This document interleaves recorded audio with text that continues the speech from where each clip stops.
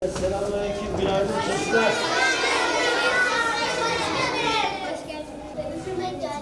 Teşekkür ederim. Oo, ben de sizin aranızda bulunduğum için çok mutlu oldum.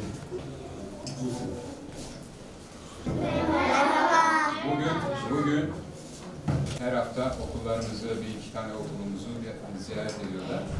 Bugün de sizi ziyaret etmeye geldiler. Hoş geldiniz diyelim mi?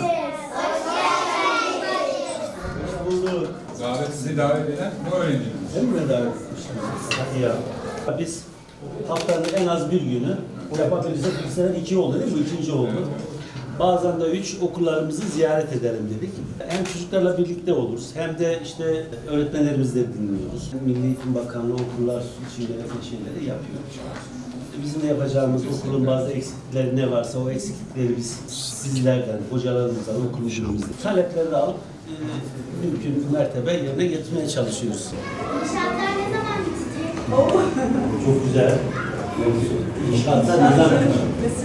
Şimdi inşaatlar çocuklar inşallah bu sene böyle %80'i falan biter aşağı yukarı. 2026'nın böyle Mayıs'ında artık Malatya'da inşallah büyük manadaki inşaat yani bizim kamunun, TOKİ'nin, Emlak'ın, devletin yaptığı inşaatlar biter. Ama diğer ufak tefek inşaatlar devam eder. Ama genel olarak inşallah 2026'nın Mayıs'ında her şey bitmiş olur. Sınıfça sizin makamınızı ziyaret edebilir miyim? Beraber geçmişte sen de alıp getirip başkanınızı ziyaretine gelsin. Merhabalar. Hoş geldiniz. Hoş geldiniz. Ya inşallah sizler oraya arkadaşlar gelecek otobüslerle sizi götürecekler. Ne güzel. Oturun bakalım. Oturun. Hoş geldiniz. Hoş bulduk hocam. Nasılsınız? İyi misiniz? İyi, sağ olun. Çocuklar nasılsınız? İyi misiniz? Çocuklar öğretmenler.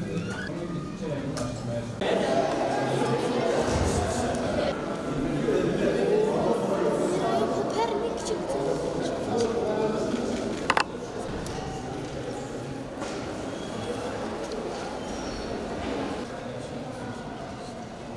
Ondan sonra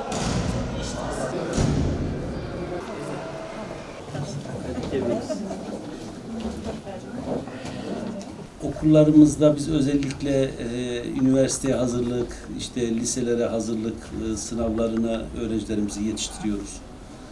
Bununla ilgili semt konaklarımızda ve işte kernek külliyemiz var. Burada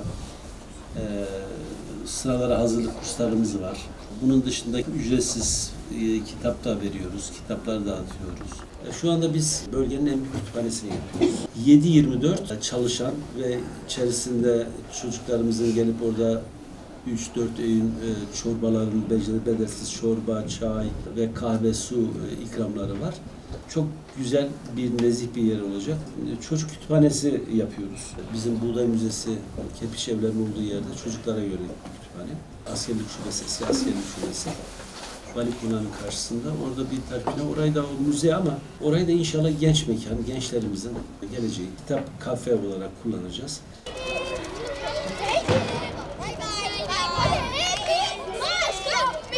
Başka,